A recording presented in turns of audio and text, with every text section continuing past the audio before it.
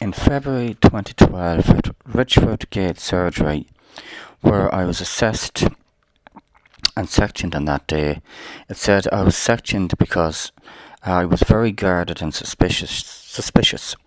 In other words, paranoid. When I was actually in the ambulance and I asked the senior social worker why I was being sectioned, she said to me I was being sectioned because they made the decision that I was disagreeable with my care. In other words, they asked me a question: are you disagreeable with any future decision we were about to make when the assessment was over?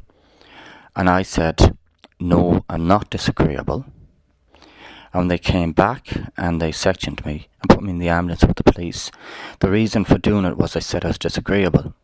It took them an hour to make the decision to say that I said I was disagreeable. But they asked that question just before leaving, and if I had answered I was disagreeable, I'd have been sectioned instantly instead of it taking an hour to make that decision and section me.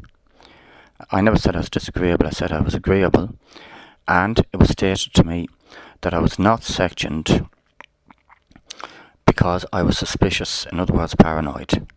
So I'd like to ask about that, and I'd like you to look into that.